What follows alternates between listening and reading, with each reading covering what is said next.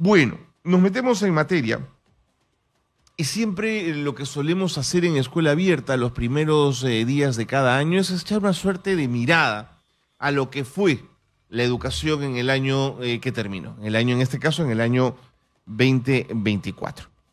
Ya lo hemos hecho con el profesor Idel Wexler, lo hicimos con la ex ministra Miriam Ponce, hablamos con ellos, cada uno desde su perspectiva, nos contó qué consideraron que fue bueno, qué no tan bueno, dónde hay desafíos, en fin. Pero de lo que hemos podido hablar poco para evaluar es de la carrera pública magisterial. El nivel en el que estamos en esta apuesta del Estado peruano y de los docentes de la escuela pública peruana por la meritocracia. Y creo que Luis Lezcano, presidente del Consejo Nacional de Educación, es una persona absolutamente autorizada para hacer este análisis, para aproximarnos a ello y mirar estos avances, los riesgos y las recomendaciones de la carrera pública magisterial. Lucho, ¿cómo estás? Bienvenido, siempre es un gusto conversar contigo. Muchas gracias, Carlos. Yo quisiera, antes que nada, agradecer sinceramente a tu programa y a la vocación que siempre demuestras y el interés por la educación que nos permite a nosotros visibilizar lo que estamos haciendo desde el Consejo Nacional de Educación como un organismo autónomo especializado, ajeno a las vicisitudes políticas y la manera como proyectamos la educación en función de lo que estamos trabajando. Este trabajo al que está referido de la carrera pública magisterial, sobre el cual vamos a hablar ahora un poco en detalle, forma parte de las actividades que hemos tenido en el 2024. Es importante que se sepa que en el 2024 nosotros hemos conseguido de las 26 regiones la aprobación, hemos conseguido, gracias al acompañamiento de nuestro equipo técnico, la aprobación de 17 proyectos educativos regionales alineados al proyecto educativo nacional. O sea, políticas nacionales de la región en 17 de estas regiones y en 2 que están por salir, que son Cusco y Ayacucho, llegamos a 19, nos faltan muy pocas para el 26. Queremos cerrar este año completando todos estos proyectos educativos regionales y ya hemos comenzado con la implementación, con la acción. Y a fin de mes vamos a estar en Sechura, porque también hay que escalar hacia abajo por los proyectos educativos locales, estimado Carlos. Ahora, si me permites sumar a lo que estás planteando, siempre quizás vale la pena explicar que esto recibe el nombre de proyecto, pero es más que un proyecto. Digamos, eso es una política pública, ¿no es cierto? Es una política de políticas. Es una política de políticas, así lo establece la Ley General de Educación, que sirve como un marco orientador, pero de observancia obligatoria, y de aplicación nacional para que se generen todos los proyectos educativos en las 26 regiones del país alineadas a su contexto.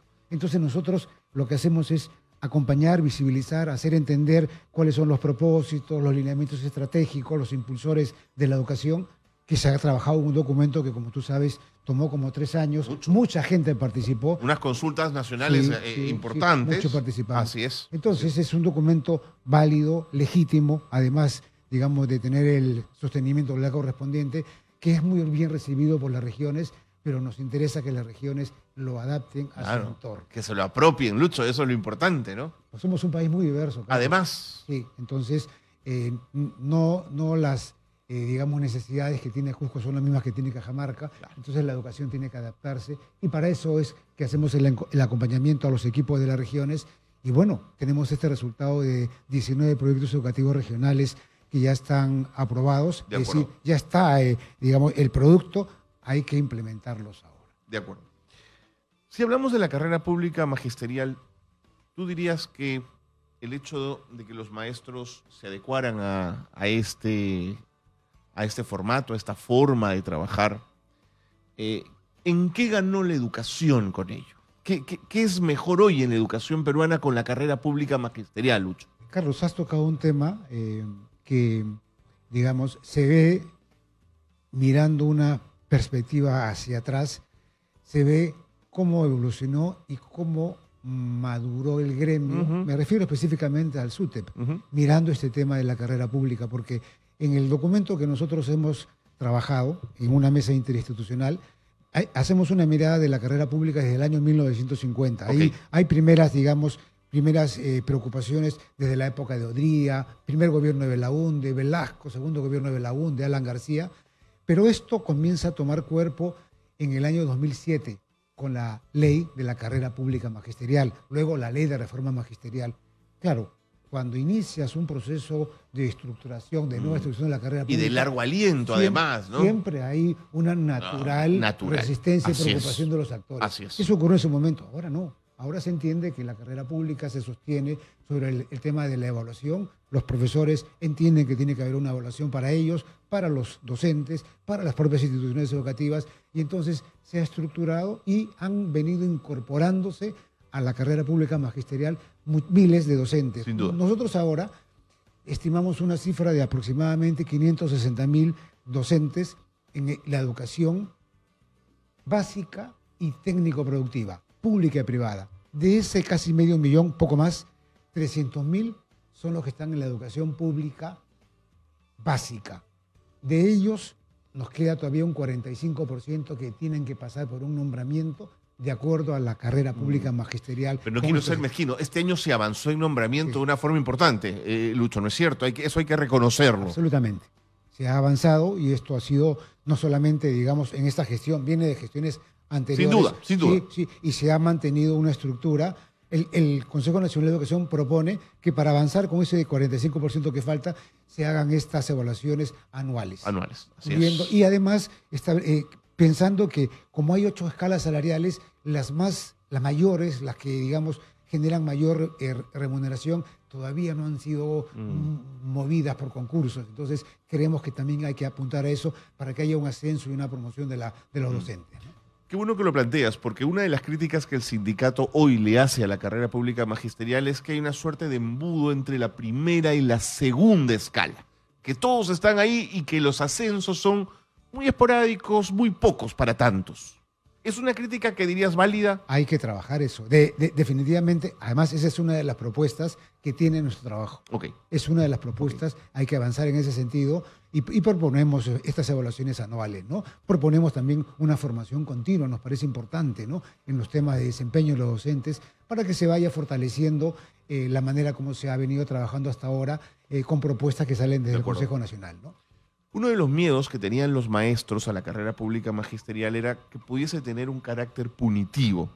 Yo creo que no lo tiene, pero también me pregunto cómo hace un sistema educativo para tener a los mejores maestros y no aceptar a los maestros que todavía no están listos para estar en esa carrera.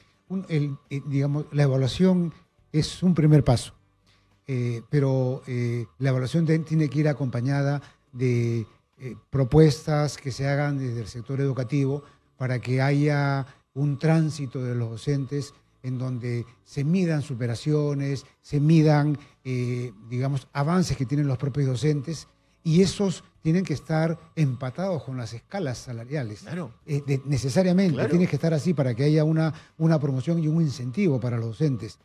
Y claro, todo esto, Carlos, tiene que estar respaldado por un gran impulsor que es el desarrollo económico. Los primeros 20 años de este siglo había un desarrollo económico y permitió esto que estamos advirtiendo en el caso de los docentes, con mejoras salariales todavía insuficientes.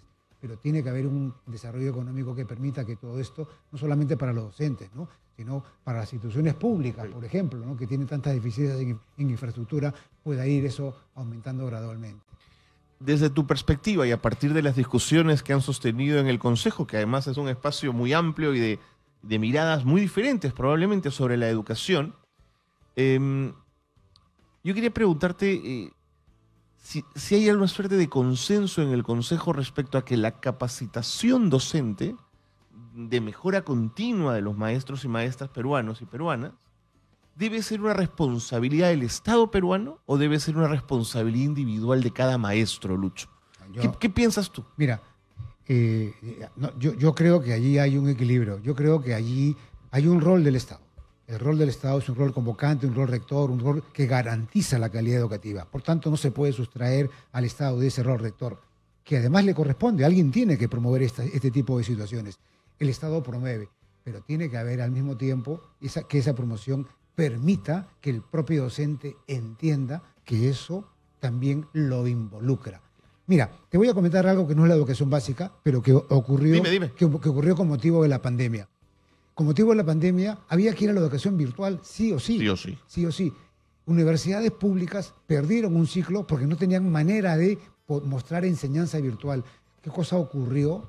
El gobierno en ese momento contrata a organismos internacionales como por ejemplo el Tecnológico de Monterrey, a un brazo que se llama las PAO de Harvard, para capacitar a los docentes de las universidades públicas para poder tener acceso a la educación virtual, nuevas metodologías, enseñanza de plataformas virtuales, y se encontró que el 70% de los docentes de las universidades públicas, algunos por su edad avanzada, no tenían mayor interés, ellos, en informarse, capacitarse en temas de la educación virtual. Entonces, allí tú tienes un ejemplo en el que el Estado promueve, claro, pero que requiere de una voluntad del docente. Hay que buscar un equilibrio con relación a eso. Y en la educación básica, con mayor razón, porque estamos hablando de estudiantes que se están formando para el futuro que van luego a ellos a determinar cuando tengan los cargos públicos, Carlos. No, pero además,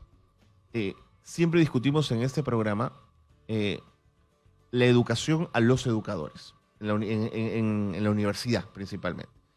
Si tú tienes institutos superiores normales que entregan títulos de educación a nombre de la nación, es porque validas que ese instituto está preparando a docentes para ser buenos docentes.